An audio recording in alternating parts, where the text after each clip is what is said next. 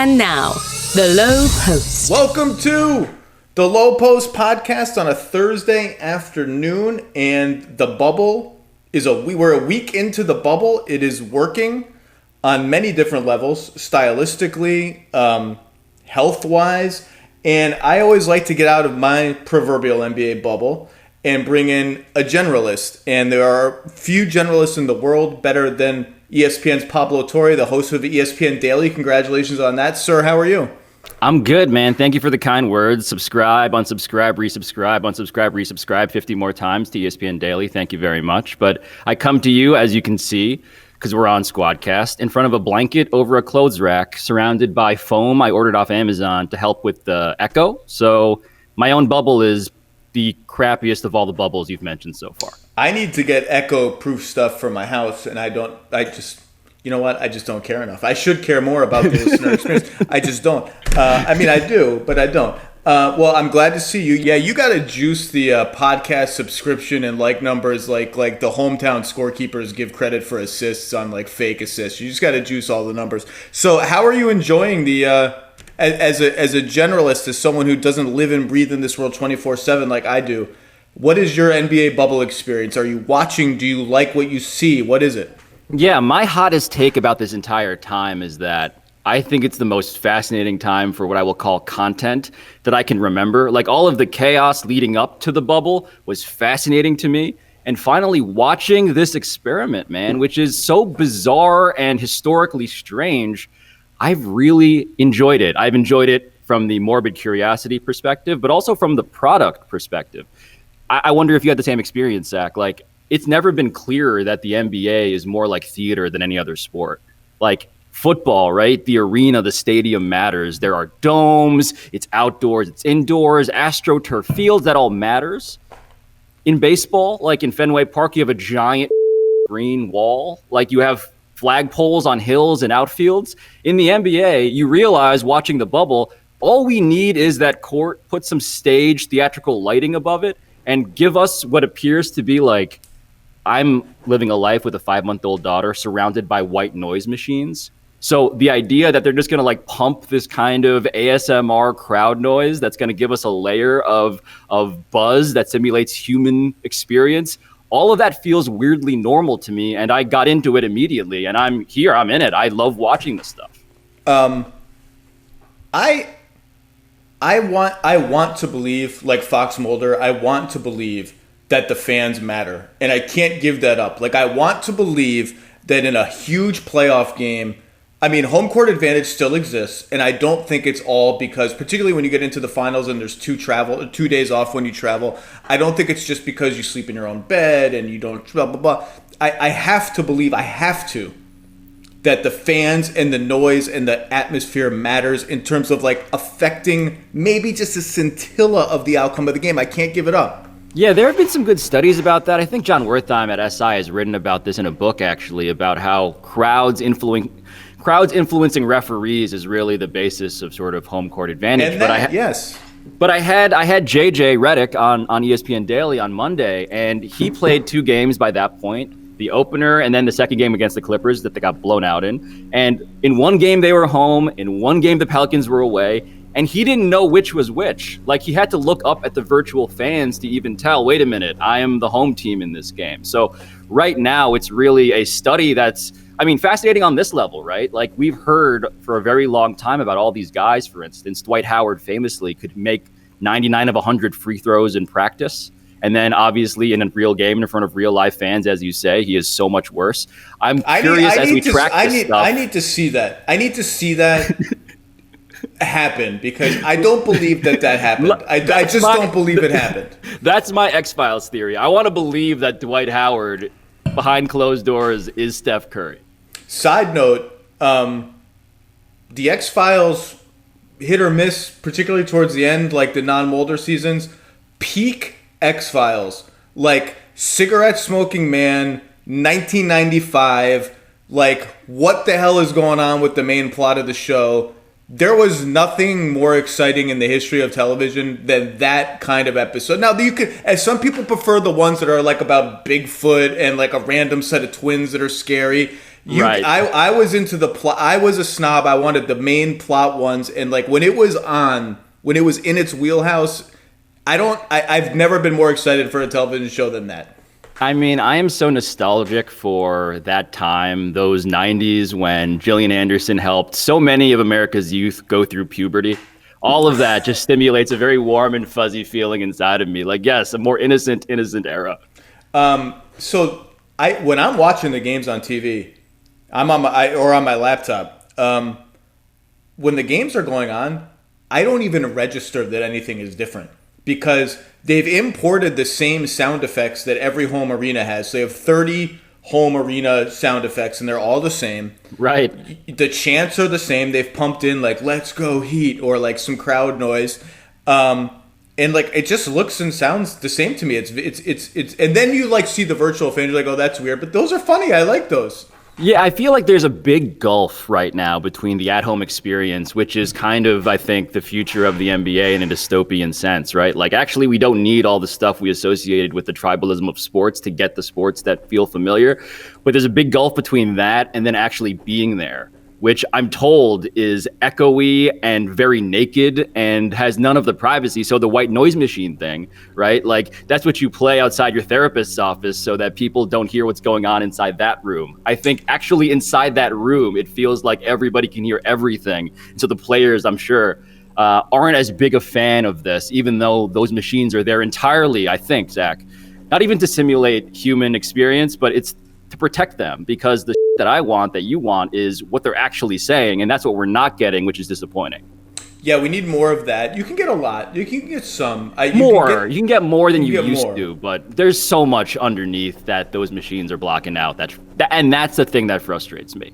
But that's a great point. I do think there is a big gulf between how the players are experiencing this and how fans who are not there are experiencing this. Because to me, it's normal, and every player I talk to is like, it's really weird that there are no fans, and like the energy just isn't the same. I think Alex Caruso had some quote about like we were going to celebrate. We were like, normally we're celebrating a big win, and like I didn't kind of know what to do. Like it is weird, and so I have to believe. I forgot about John Wertheim's book. I think that's in Scorecasting. I have that book. Yes, that's right. That's right. So, but hold on, but real quick on the noise. Like I am fascinated by the job of a person who has to be like a Foley artist for crowd noise, because we've seen game winners in the bubble, Zach. We've seen dramatic shots, and they have to be like there behind the scenes, like ratcheting up like applause and screaming. Like they need to simulate the human organism, and just that job is hilarious to me, because if you mess up, like it's so unbelievably weird, but they haven't really done that yet. Well, the best thing like that I've ever attended in person was, and I'm now violating my self-ban about talking about the Sixers, was the Sixers-Celtics playoff game 2 years ago when Marco Bellinelli hit a two-pointer at the end of it. You were there. And they shot the confetti cannons because they thought it was a three. That was amazing. I thought it was a three. I mean, again, journalistically biased as I am when it comes to the Sixers, yes, I remember that. I was one of the real-life fans who can never be replicated in our incompetence, our failure to realize what was actually happening. See, I was on press row, and I could tell right away it was a two. Then the cannons went off, and they hit me. Like, the confetti fell on me, and I was like, what's going on? Why are they doing this? And then I vividly remember a woman who was in game ops for the Sixers running onto the court, and I can see it in slow motion, like, no, waving her arms. Like, anyway, where are you?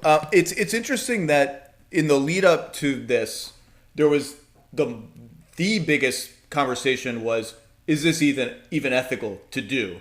And part of that was about, is it ethical to send people down there? Is it going to be safe? And I think that has been answered, like the bubble is safe. And that I always suspected it would be safer than general life. If players disagreed with that or anticipated otherwise, they were free to not go. So that conversation has like ceased, completely ceased. And the interesting thing is, out in the real world, outside this nice idyllic NBA bubble, there are still testing delays and testing issues, and these guys are getting tested every day, and the return is sometimes just a few hours, 8 hours, 10 hours, whatever it is. And a couple of I wrote a piece in May interviewing a bunch of epidemiologists, who were all pretty bullish on the NBA's plan, and have been proven correct. And not only that, they were bullish on like I actually believe, even though I'm a scientist that is concerned first and foremost with health, I actually do believe in the societal benefits of sports. Like, sports can help us get through this. And I was very surprised to hear from that segment, almost all of them I talked to.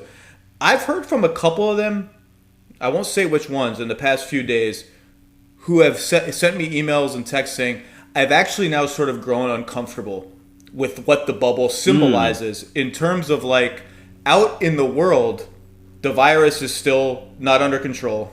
Testing is still taking a long time. And this thing that I was excited to see, a lot of them are basketball fans, I was excited to see has now come to me to symbolize, this is them talking, not me, come to me to symbolize the power of wealth and status to buy you out of everything that regular people have to go through. And I'm like, well, that's just objectively true, and we've all kind of agreed to stop talking about it. Should we still be talking about it? I don't know how to have this discussion anymore. Yeah, I think it's an important conversation, and I have similar feelings, and I've gone through it this way. So first off, I have friends in Florida who have parents. I have a friend whose mom is a nurse, right? She's a nurse in South Florida, and she got coronavirus. Her test results that they have to keep taking were delayed like by a week. And they're asking her in her hospital to go back to work because stuff is that dire there. And I am from New York. That's all very familiar to me. The utter incompetence of healthcare systems nationally and regionally that provide this unbelievably apocalyptic, depressing contrast. So what I did, honestly, I've been looking for a benediction on this, Zach, because I am with you that, and those epidemiologists initially, because I believe in the unique power of sports to comfort. And I think what we're now seeing is that comfort can also feel a little bit like delusion. It can feel like, to quote our most reliable narrator, Kyrie Irving, like something of a distraction from this larger calamity that is befalling America. But it's fascinating because last week we were lucky to have Dr. Fauci on ESPN Daily. And I asked him this very question. What do you make of the gap in testing inside of the bubble versus the surrounding environs of Florida? And he was almost startlingly pro-sports in the way that all those epidemiologists you talked to in May were. He believes that so much of what we need right now, because we're psychologically and borderline on the verge of like a mental health disaster, like this stuff really does help. And the solution here, and this is the real answer to finally get to it, Zach, that he gave me that I believe in, the solution is to get the testing outside of the bubble better, right? Like we need to aspire to what the NBA has, and obviously wealth gaps are an issue. I'm grateful the NBA is investing money as they pledged they would into those surrounding communities, low-income people who can't get tested, essential workers and all of that. But this is an indictment of our national healthcare system even more than it is the NBA. And the NBA, what they're doing, they're ultimately doing what we want our own employers to do, which is invest in our safety as employees. So there's only so far I go on the NBA on that. No, I agree with you. That's been my take too, is that, the NBA is a private entity paying to treat its employees the way that we would hope a lot of private entities would treat their employees. And it's the federal government's responsibility to handle lots of these other issues. And as you said, to be clear, the NBA is not only providing tests for communities around the country, but even I've read, I think there was one in Sportico and one in USA Today and a couple others, deep dives on, okay, so is the NBA taking tests from the general public? And there's no consensus that that's happening. I mean, even some of you could tell that some of these journalists really earnestly wanted to answer this question, suspecting that the answer would be yes. There's an ethical, and the epidemiologists were like, well, it's kind of unclear. They're paying for the test. This is a broader issue, so I don't know that there's any consensus on that. I just more felt like it was interesting to hear them talk about what it symbolized to them. Not that the NBA had reached any sort of ethical line or anything like that, but just the symbolism of it had started to make them uncomfortable. And I do think like where they're coming from on that is incredibly valid. And so much of this, like this whole story, Zach, across all these sports, as a generalist, I unfortunately spend way too much time talking to people about like protocols and testing and stuff because that's the number one story in baseball and football right now. It's all about behavior modification. This entire story, like we're waiting for a vaccine, and a vaccine hopefully will come. Fauci says early fall, winter, as early as then. But really in the near term, and perhaps for all time, it's about behavior modification. Are we willing to make changes to our own behavior as human beings that prevent the spread of this virus? One thing that I've been so frustrated by, to zoom out even more a little bit, is this whole idea of like being asymptomatic, right? So initially, and Zach, you remember this from our area in New York, like when this first happened in February, March, being asymptomatic was the story. It was the nightmare. And it was the nightmare because you could be seemingly fine on the outside, but you'd be spreading this virus everywhere.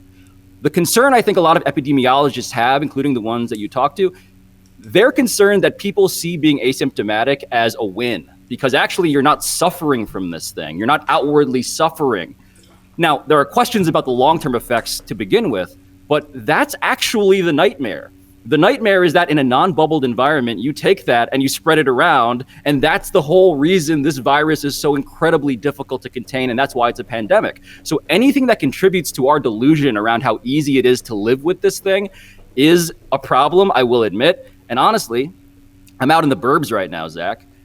It's so startling, right? Like, the other big part of this story is if you don't feel this in your own life, if you don't feel those pain points, whether it's the lack of sports or people in your life who have contracted this virus, it's kind of surreal how much you can ignore it, right? If you're just out by yourself in a house and you're not seeing anybody and you're not reminded by this in ways that affect your comfort zone, I think there is the risk of backsliding. And so I understand the urgency from anybody whose job it is to contain this.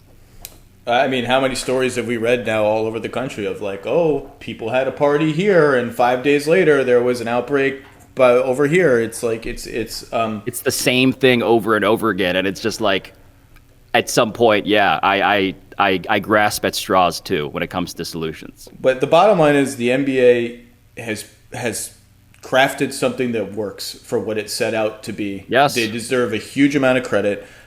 There was about 48 hours of grumbling from people about the food there.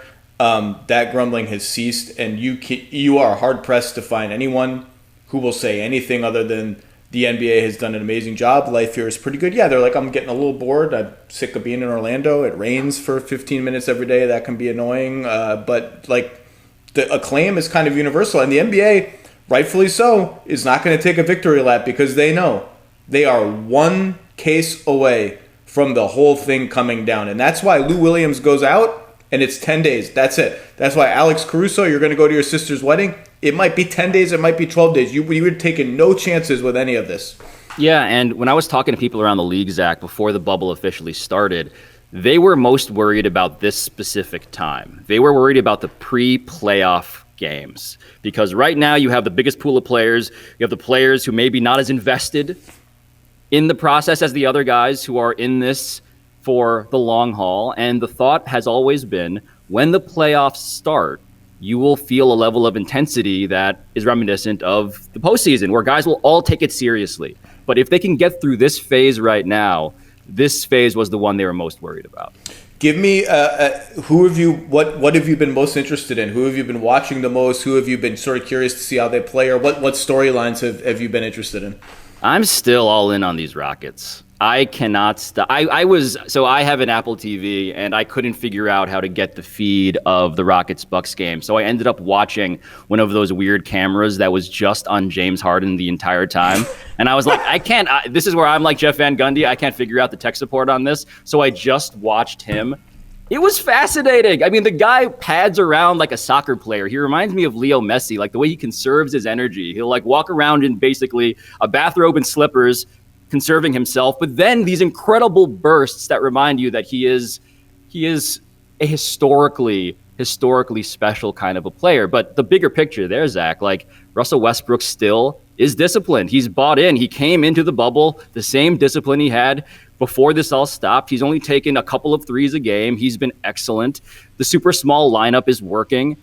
And hilariously, like they're sharing tips with the Nets at the pool at the Grand Floridian in terms of how to beat how to beat the Bucks. Like that everything that's happening with the Houston Rockets to me is so delightful. Well, and they haven't had Eric Gordon yet for a game that matters, and like that's the lineup that's going to close games for them is their starters. Right. But with Gordon, although Daniel House has been pretty good, and like now can do stuff off the dribble for them that he wasn't doing when he first got there. Like he's been pretty good. They are in 3 bubble games. They're 16th in defense. I mean, that's going to be the bellwether. I do think they're the most exciting. Although I'll tell you, I was going to say they're the most exciting of the 3 to 6 teams that are all bunched up together. I'll tell you this. The Michael Porter Jr. thing is really, really exciting. Because Denver's a really good team, and they obviously have a transcendent all-time player in Jokic. And the supporting guys around him, just you got to the end of the season and you're like, they're just not any better than last year as a team. Like they just didn't have, there was a certain like juice that was just missing. Just a certain like, whether it was an athleticism or an unpredictability or just like Gary Harris wasn't making shots all year until the very end. If Michael Porter Jr. can give them some juice and now like not only is he in the rotation, like Mike Malone has no choice on that. He might, I mean like there's an argument that he should start now even when they're healthy. So they've become very exciting too. But I'm with you on Houston. Can I ask you a Nuggets question, Zach? Because I love Nuggets questions. Because Michael Porter Jr., beyond being the latest, I guess he's an anti-vaxxer, curious. I forgot about it. Now we have to track. It's just exhausting to track the stances of every like Terrence Davis is apparently not wearing like there's something there. Dwight. I got no time for Dwight's anti-maskism, whatever. So anyway, your Nuggets question, please. So outside of that, let's leave that to the side. It does seem like the Nuggets have like these incredible high upside freaks of nature with incredible fragile medical histories. So Michael Porter Jr. being the one you mentioned, I'm so intrigued by his potential. Are you a Bull stockholder? That's my question, because I watch him and I see a child's rendering of the NBA's future.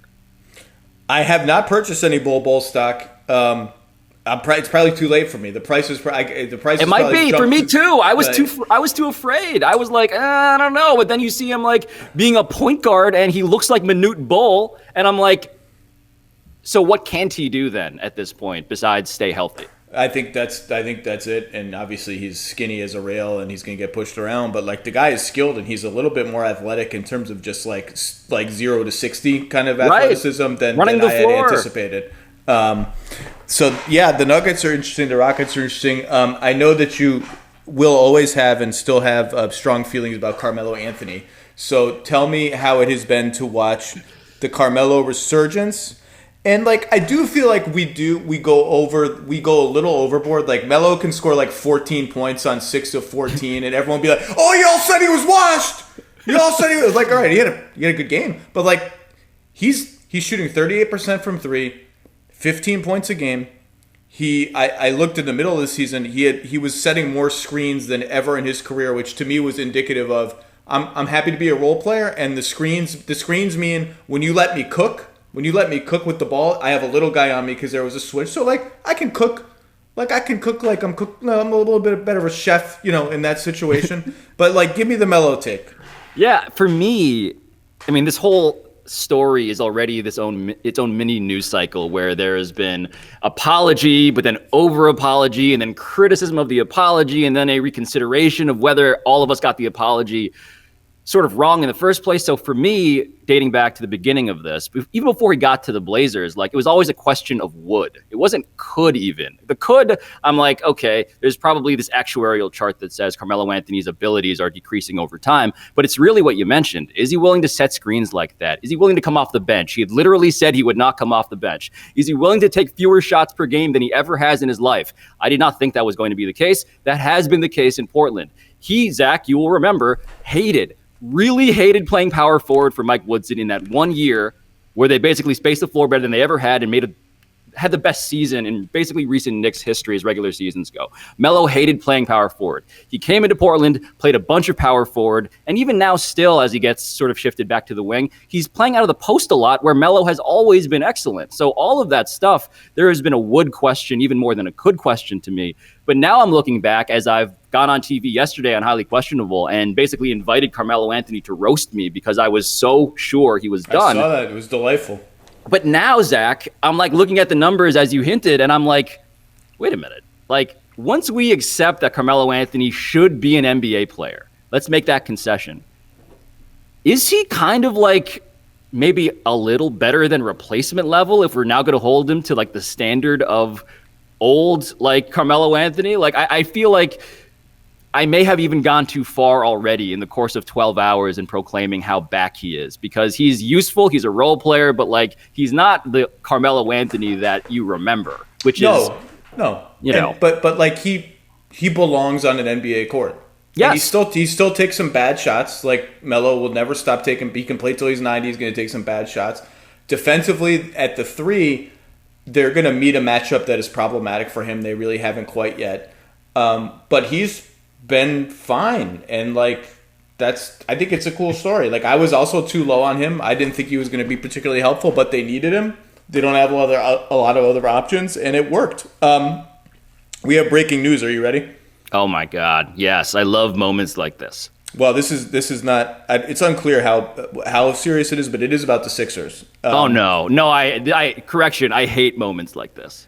Ben Simmons has suffered a subluxation of the left patella and is out indefinitely. So out indefinitely can mean like literally anything. Like anything. It can mean a day. It can mean a year. It can mean 2 months. This is the kind of thing where it's like, you know, there used to be like a pressure to like write analysis of all these things. Like, oh, what does this mean? And like, these are always my least favorite ones because it's like the whole column can just be like, it's bad. Like, it's bad. And the Sixers can't win a playoff series without Ben Simmons. Like, so it's like, that's the analysis. There's not really anything to say except you hope it's not bad. And I'm going to send some texts when I get off to see if it's maybe not bad, but I can't be robbed of the Sixers. I can't and I won't be robbed of the Sixers team fulfilling its destiny, which could literally be anything. It could be anything. I perhaps very responsibly and in a very biased fashion picked them to win the bleeping title, Zach, coming into this restart. Because in all of this chaos, this open anarchy of the NBA where all these teams are in it and who knows what's going to look like what, they had a shot to do just that, right? So my rule on injury news like this, because I don't even know what the word you said was, subluxation, anti-disestablishmentarianism, right? Like the more syllables, the more worried I am. Like the more unfamiliar it is, the more worried I am. But this is cosmic. It feels cosmic that we do this podcast, you and me, Zach. We have been on top of this team and the process as long as anybody. And the universe shoots a lightning bolt into our eyeballs as we talk to each other. So if Ben Simmons is out for the playoffs, and again, we don't know. I'm just saying if that happens. You know what I didn't want, Zach? With all due apologies to Al Horford and his family who are on Twitter, I didn't need more Al Horford in my Sixers viewing experience as we proceeded with these weeks and months of American desperation. In fact, the one thing I was looking forward to was less Al Horford. And now I feel like I'm going to get as much Al Horford as anyone has ever gotten. So Anna Horford is going to hear this. I know. And we follow each other on Twitter. And I hope she does awkward. Because let me just be clear what you just said. You said if you made a list during a pandemic of the things you were least looking forward to, like ahead of coronavirus resurgences. That's right. Ahead of the 2020 election, ahead of all that was like maybe 5 more minutes of playing time for Al Horford was number 1 on the list. I am a man who is incredibly frustrated by problems that are fixable that are not fixed. And that, to me, I was like, why aren't we getting less Al Horford? Like, there have been so many articles written about this. It's proven out in real life whenever this experiment is run. And yet all we get is Al Horford and Joel Embiid and Ben Simmons on the court at the same time. And it drives me insane. I don't know if I'm going to be able to move on if he's out for the playoffs. This is all I've been looking forward to the entire season was the Sixers. How are they going to look in the playoffs? I don't know that I'm going to be able to be engaged with. Okay, this has become too emotional. It's bad, Zach. It's bad. It's real bad. And Ben Simmons, like, if we can't write the epitaph right now. Like, that would be too far. I don't want to jinx us even more than we've already been jinxed. But I'm convinced we were going to have the Ben Simmons everyone was demanding. And now we may not have that, which means we're also going to be doomed to the same conversation around Ben Simmons that we've been having for years, in which I also get incredibly frustrated. Well, this is a downer. I'm going to have you back on when there's better news somehow. But we're going to have to end with this because we have Jeff Van Gundy standing by, which means we need to block out about 45 minutes to make the connection work with Coach. Pablo Torre, again, subscribe, unsubscribe, resubscribe, 5 stars, 5.5 stars, ESPN Daily, taking the helm from Mina seamlessly, and you will see him in the Le Batard universe of television shows. He's fantastic on that. Pablo, thank you, and rest well in Sixers. Let's cross our fingers and toes for the Sixers. I feel like my soul is lying on the floor and it's staring at the ceiling. So just text me when you get explanation of what sublimination flexation means, whatever it is. Just text me. Just text me, Zach, please. I'll tell you, it's okay. Thank you, Pablo. Goodbye. Goodyear believes that movement drives us forward, that every mile traveled brings us one step closer to our goals. But Goodyear also believes in the importance of a rest stop, taking a breather to pause and reflect on the road ahead. Sometimes that's all we need to keep going. A moment to compose ourselves before we start moving forward again. So as you get ready to start moving again, Goodyear's here to help. Visit Goodyear.com to learn more. Goodyear, more driven. Welcome back to the Lowe Post. We're pivoting away from Pablo Torre and I reacting with something like despair to the Ben Simmons news. Hopefully it's not as bad as the words sound. And we're going to bring in from Orlando, Florida, the one and only Jeff Van Gundy. How are you, sir? Good. What's the news on Ben Simmons? Something called the subluxation of his left patella. He's out indefinitely, which could be, I don't know, indefinitely. Indefinitely could be he plays the next game or he could be out a month. So yes.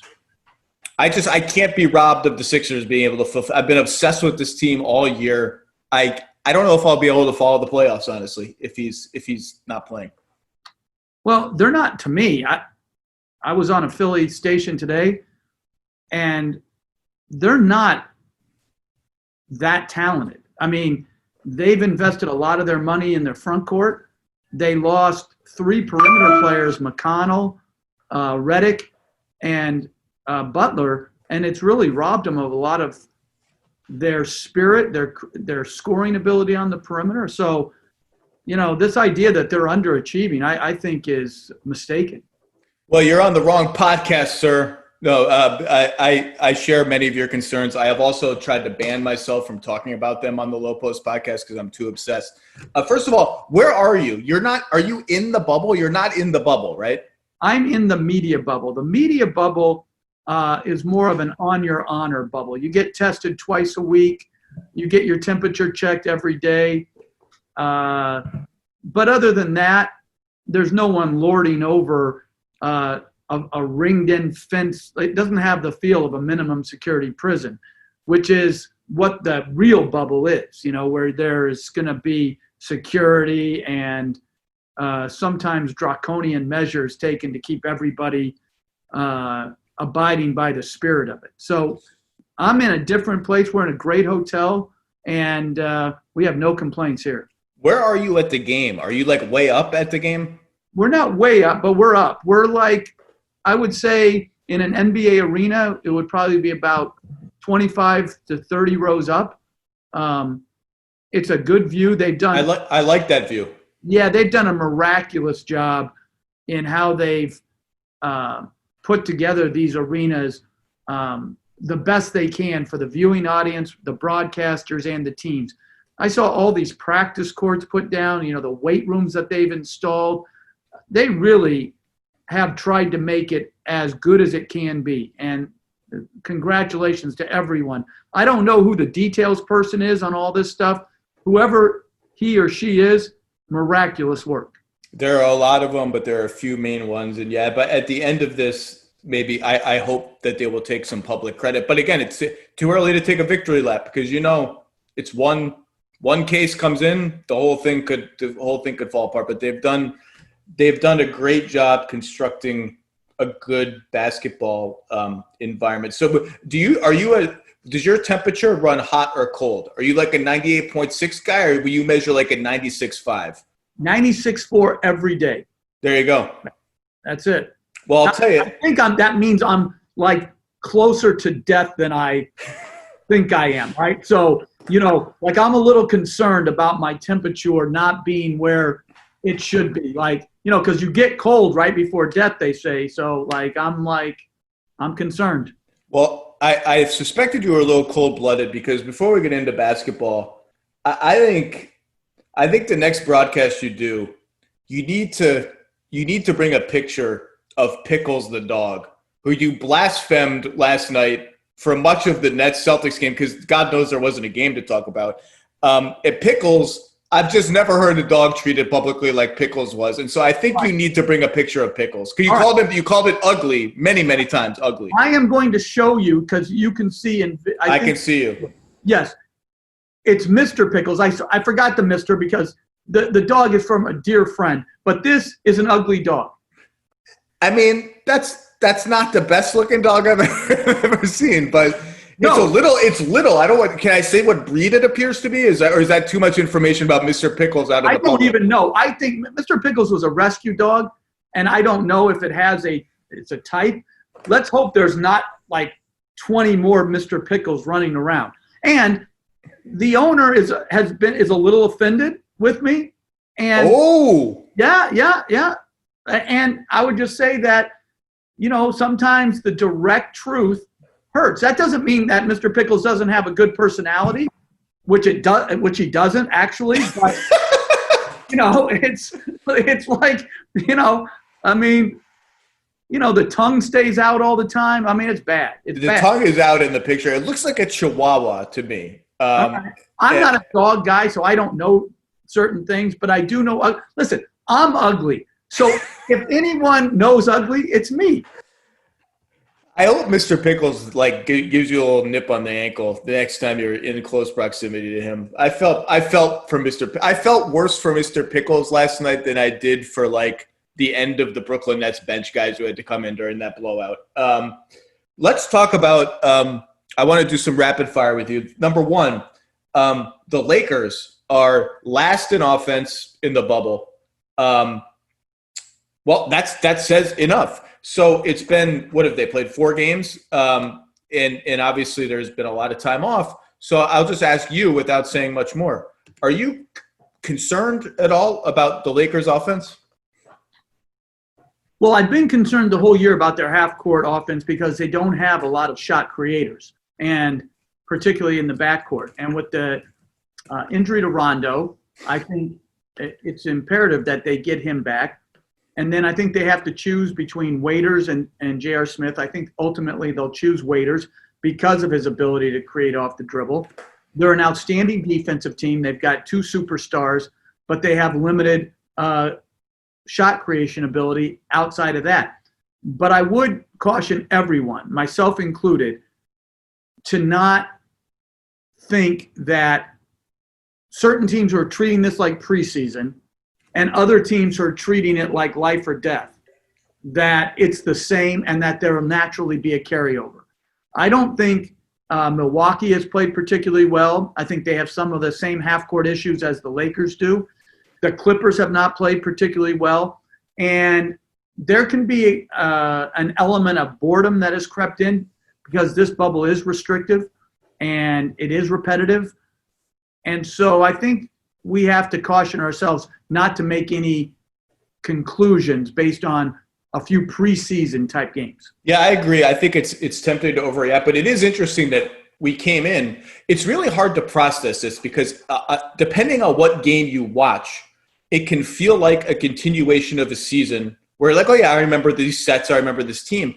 Then it can feel like a kind of a whole new season, because a lot of teams are really different in meaningful ways. Some of them will get but we came into it thinking, well, there's Milwaukee and the LA teams, and then there's everybody else.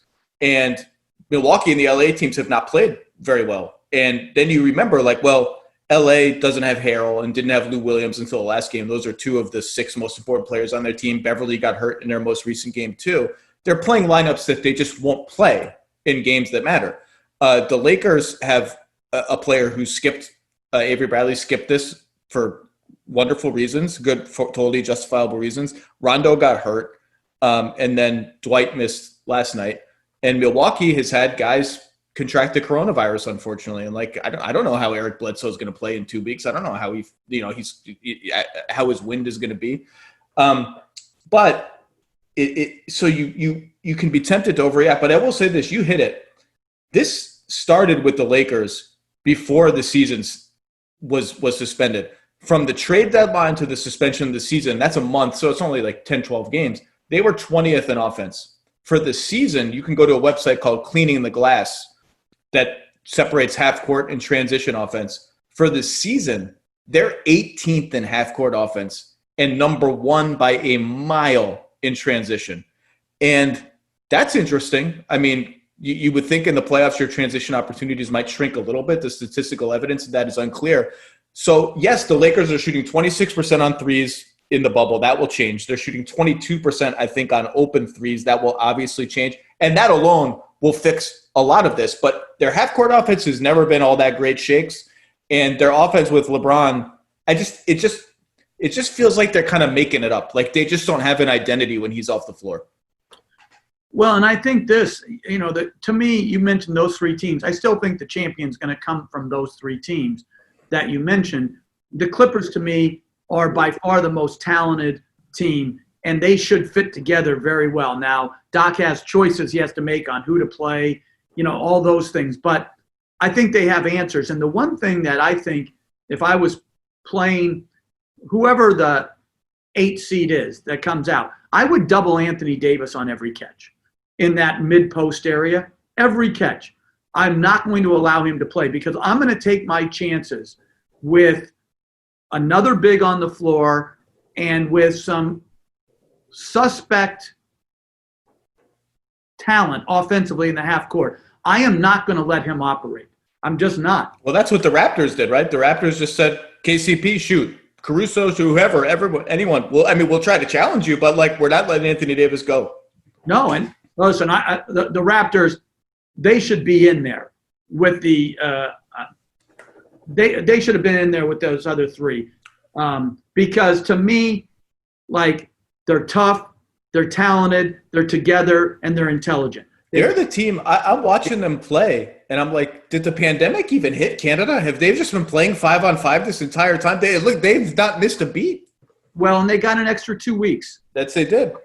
And I think you have to I think that's an important factor. But I just think they're just tough. And again, I think we all forget last year they played better in the regular season without Kawhi. They were 22-5, I believe. And so are we just overlooking them because we think they should be a lot worse without Kawhi and Danny Green?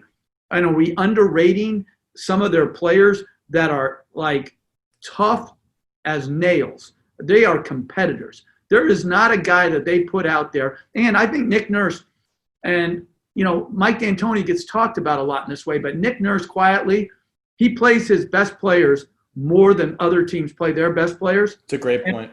And because of that, they gain advantages. And I so respect him, again, going against the grain. While everybody else is trying to do it the same, he does it different in that area, which I think gives him advantages. Well, and to your point, you can say this 2 ways. The way a lot of people say it is they don't play any bad defensive players. All the guys in their rotation are not. But the other way to say it is, no. Every guy they play is a good defensive player and maybe a really good defense. They don't have anything even resembling a weak link. But I want to go back to the Lakers. So here, reasons to be encouraged about the Lakers. Their shot selection has actually been better by the math anyway in the bubble by a little bit than it was pre-bubble in terms of shots at the rim and threes and all that. and their offense has been way, way worse with LeBron on the floor. And we all know that that's changing. So the Lakers are clearly not a bad offensive team, but I do think like Rondo is such an easy target for fans. And Avery Bradley actually became an easy target for fans because Rondo's always been a polarizing player. Avery Bradley to some degree has been, but like, and Rondo has one of the worst net ratings on the team. Like they're +1 with him on the floor. It's not great. I actually thought he was pretty good for them this year. And I thought that he had settled into this weird middle ground where like a guy who had started his career as a point guard, capital P, initiator of every possession, 15, like regularly would get 12, 15 assists in games. He had kind of settled into a role where he wasn't starting possessions and he wasn't finishing them, but he would make these little extra passes and plays like in the middle of possessions that would unlock some interesting stuff. And I just think I thought he had a nice year. I thought Avery Bradley's loss was severely underrated because, again, he's a punching bag. Like, oh, Avery Bradley, big deal. The Lakers don't need him. But all of a sudden, you just said Dion Waiters. Like, the guy has barely played in the NBA in the last 2 years or even longer. And J.R. Smith, like, I think they just need to get their base competence of the role players up a notch. And I think Rondo will actually help that. I absolutely agree. I think Rondo has done well for them. I think he can give some organization to the half court. I think, he has played better in the playoffs at times than he has in the regular season. And, again, he's been off because of the injury. He'll have been off the 4.5 months plus the next month, or I don't know how long it's going to be until he's back. So when you get older, you never know. Sometimes it just doesn't come back. But and the Avery Bradley thing, to me, he is without question their best perimeter defender. And if they are to match up against the Clippers, somebody's going to have to guard George and somebody's going to have to guard Leonard. And to me, Avery Bradley was severely, outsized in those matchups, but by far their best, perimeter defender. And I think they may not have answers for those two guys. I guess and Avery Bradley also is a really smart cutter. And he'll fade to the corner at the right time. He'll sneak around the baseline. And when you play with LeBron, that's really, really important. And he shot 36% from three. The starting lineup with Avery Bradley in it is +13 per 100 possessions. That's a huge number. And the cutting and these little in-between plays, it doesn't sound like much. It doesn't seem important. But if you lose enough of that sort of connectivity in the middle of your offense, it just can they just look like they've been sapped of life a little bit. And I don't think it's all just missing threes. I think they're missing some of that little, the little electrical current that's kind of humming when you have guys doing what those guys do. I do think they will probably be fine. They'll start making shots. And the other thing to be encouraged about, I've been really impressed with Kyle Kuzma, a guy that I've poked a little fun at on this podcast before. More of the coverage of him as if he's a superstar when he's really just But he's come to play on both ends of the floor. He's playing hard on defense. He's moving his feet, and he's shooting 50% from three. That's interesting. Now he's not going to shoot 50% from three, but Kyle Kuzma shooting 38% from three and playing well on defense. That's interesting, and that changes the Lakers. Well, I think this goes hand in hand with they've committed to playing, JaVale McGee to start the games and the third quarter, and they've committed to Dwight Howard to start the second quarter. But at some point, will they play more of Anthony Davis at the 5 so Kuzma can get on the floor more and they can surround those guys with skill? I still reflect back into the World Cup last year, and before he had an injury, Greg Popovich absolutely loved Kyle Kuzma's versatility, and he knows he needed to hone it. And when we lost him, we thought we lost a valuable piece because of his ability to play these positions and have the energy and activity, and he's got confidence. And sometimes, a lot of guys in the NBA have some irrational confidence, but you almost have to have that type of irrational confidence to succeed versus all the criticisms and critiques you go through nowadays. So I think he may have to up his minutes. I'm going to be interested to see what Frank decides to do, particularly when they get, into the second and third round.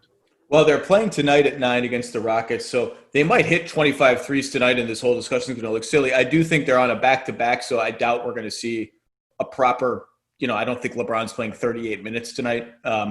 But their half-court offense has been sort of a simmering mini issue all season long. And I just don't think when LeBron rests, and yeah, if they make the finals, that's going to be 6 minutes a game. So who cares at that point? But you can lose a playoff series in 6 minutes a game. If you lose those 6 minutes, 5 out of 7 games, you can lose a playoff series.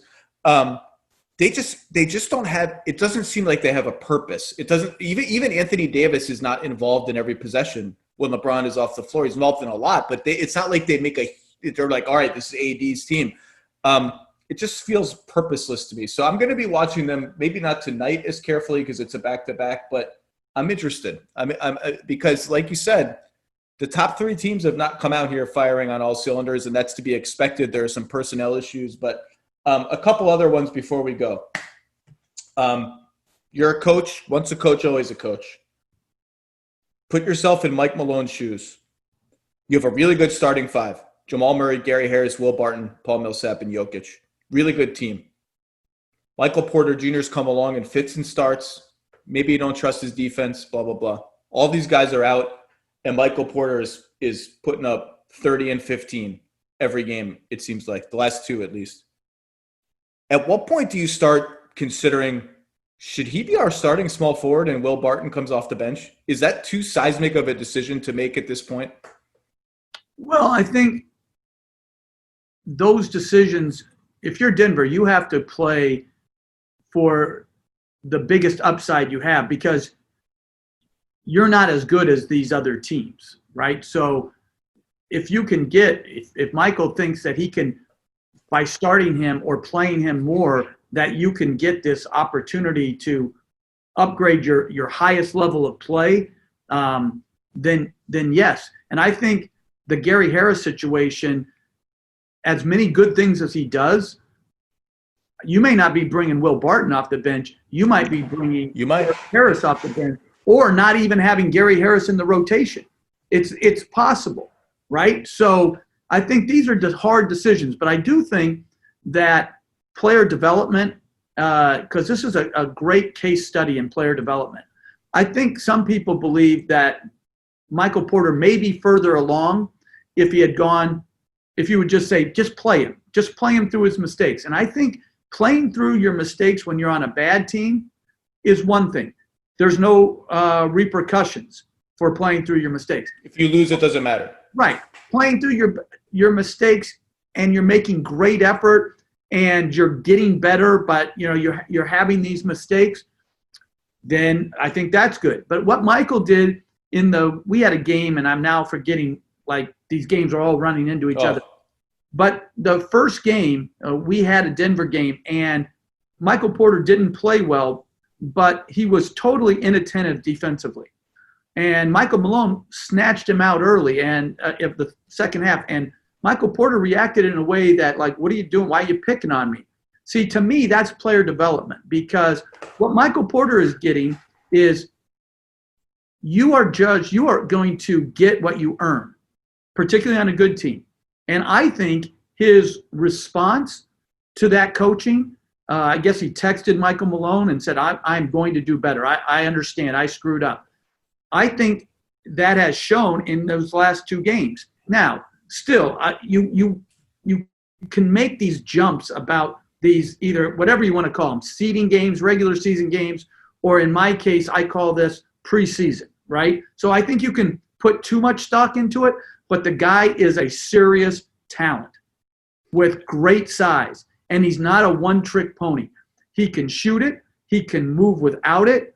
He has very good rebounding ability, and so he should be at least an adequate defender. But that comes back to, does he care enough about defense? Only his coaches and his teammates know that. If he does, I think he's going to play a significant role in their playoff opportunity, because I think upside-wise, he gives them a much more talented team. I tend to err on the conservative side of these decisions, which would lead me to say, okay, you can come off the bench and we'll play you 20 minutes a game.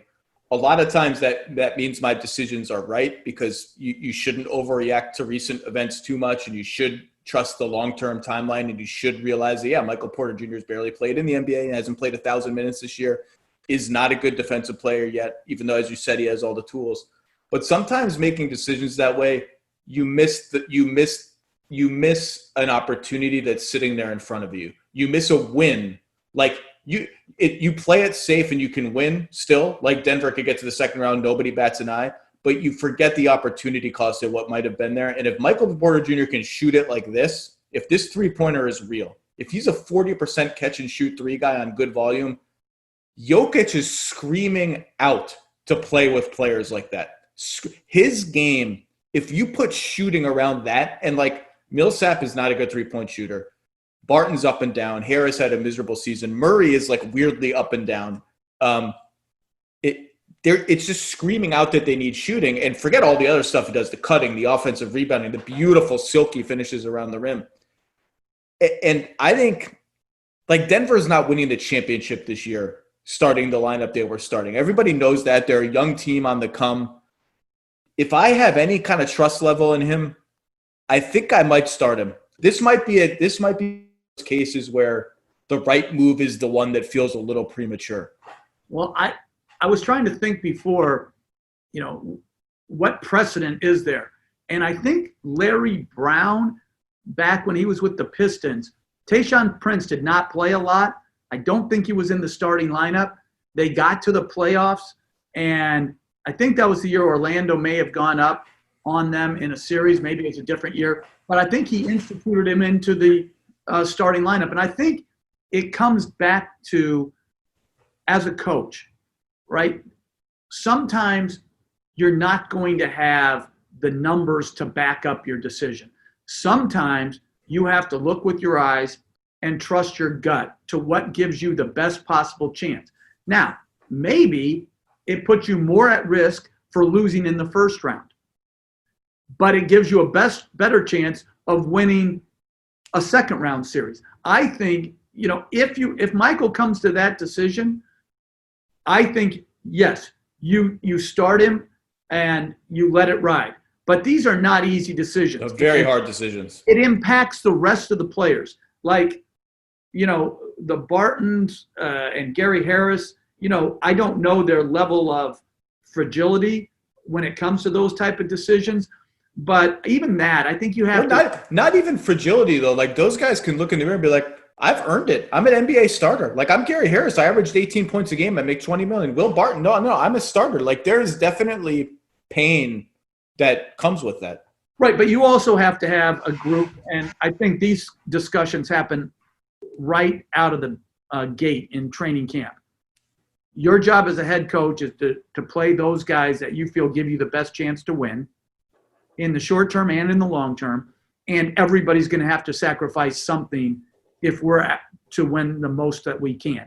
And so you have to have the type of guys who understand that sacrifice is a part of it. You don't get to do everything or get everything you want and still win.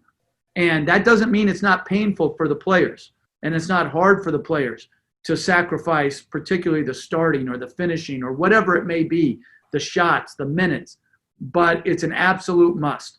And that's why when you have a best player like Jokic, who sacrifices like sometimes his own numbers to try to serve others with his passing, I think you have a chance to have that buy-in to total team sacrifice.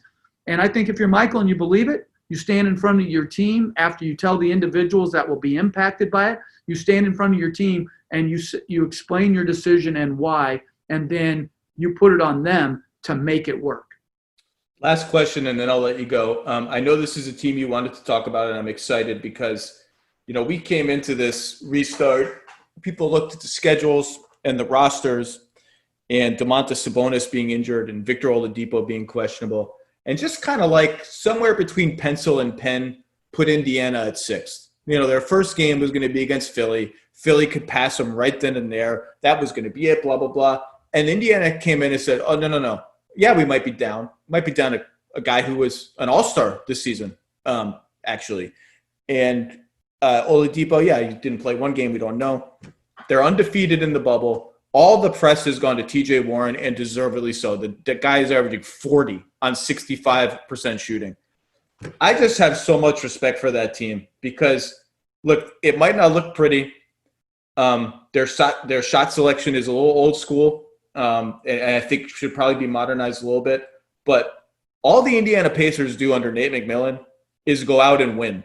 They just go out and win, and they compete, and they play hard. And what you said about Michael Porter Jr. just reminded me of this because you go to Indiana, if you don't try on defense, you're just not going to play. And TJ Warren deserves a lot of credit for buying in on defense. I think he's gone from a glaring minus on defense to a big plus, like a plus, not neutral, but a plus. Maybe not a big plus, but a plus. He deserves a lot of credit for that. That's him playing. That's him trying. But Nate McMillan and the rest of the guys there deserve credit for building a culture that's if you don't do that, I don't care who you are. You don't play here. Or you play 10 minutes instead of 35. Yeah, it's a no-frills team. I think TJ Warren with Sabonis out, him playing as a 4 gives him unique advantages. But when I look at their team, Malcolm Brogdon, tough, strong, right? But he's been in and out of the lineup. I love Aaron Holiday. Again. Love him. So the Holiday kids are amazing. At some point, the NBA has to mandate that all 3 play on the same team because I think it just should be a must. If you're a brother, you have the right to go play with your brother. And Miles Turner, the other night against Orlando, he made a couple threes. I just love the way they compete. And I think a guy like Nate McMillan, who doesn't have any pithy phrases about the names of how he plays, he doesn't ever come out and say, we're pacing space or this and that. They just play basketball. And you said their shot selection should be modernized. And I don't have, all the numbers on that. But let's hope they never modernize their approach and their work ethic because they come to play on a nightly basis. And no matter who's in the lineup and who's out, they expect to play hard and smart and tough. And I have such admiration for them. I have such admiration for Nate and who he is that their accomplishments, it may not translate to playoff victories because I don't think they're as talented as these other teams ahead of them in the East. But, man, I have such respect for how they go about their business. Well, it's interesting because you mentioned Jokic and the tone he sets as the best player on the Nuggets. Oladipo gets to Indiana. They get made fun of for that Paul George trade, right? And look what they got for it in the end, And he breaks out as an offensive player. I think he made All-NBA. I know I voted him. I think I might have put him second team All-NBA. It did not come at the expense of his defense to the degree that it normally does when a player goes from 15 a game to 24 a game or whatever. It did not. He did not. A little slippage is inevitable because you're expending so much more energy as the number one option. But he did not let it come at the expense of his effort and his attention to detail and all that. And that sets a tone for the rest of the roster. But they turned over their starting forwards last year with Thaddeus Young and Bojan Bogdanovic playing huge minutes. It's so hard to just lose 80 minutes of those guys, replace them with new guys. And yeah, you play a little different, but everyone in the league knows you go play the Pacers, you're coming out of that game, you're tired, you're bruised, and it's going to be completely unpleasant almost no matter who is there, who is on the court. And they deserve a huge amount of credit for defying expectations over and over again. The reason I brought up the shot selection is interesting because what they do over the next 2 years, I think Nate has earned that job. Let me be clear. I think Nate's earned that job. But I think that team can legitimately look itself in the mirror and say, okay, we got a bunch of guys in our mid-20s. They're in their primes. We got to make a leap now. And we're not going to do it by changing our personnel probably. This is the personnel. Where can we look to do it? And I think the most obvious way to look is our offense has to be a little better. We shoot too many mid-range jumpers. How can we change that? And that's on the coaching staff. And maybe it doesn't have to be a huge reinvention of how they play, but I think that's a question that they are asking and that they should ask, because they have a roster. If they keep Oladipo, Brogdon, Oladipo, those two bigs, Warren, like that's a roster you look at and say, we got to win now. Like we this 48 win team, like this stuff is cute. Like we got to be better than cute pretty soon. Well, I always think, and like I had two people come up to me since I'd been here and say, Nate McMillan's in trouble. And it's been the hottest rumor all season. It's been the rumor all season long. I chuckled. I'm like, yeah, well, good luck to you, because you want to change. No one ever gives the thought process. You might get worse. You might get significantly worse by changing. Everybody thinks when you change, you get better.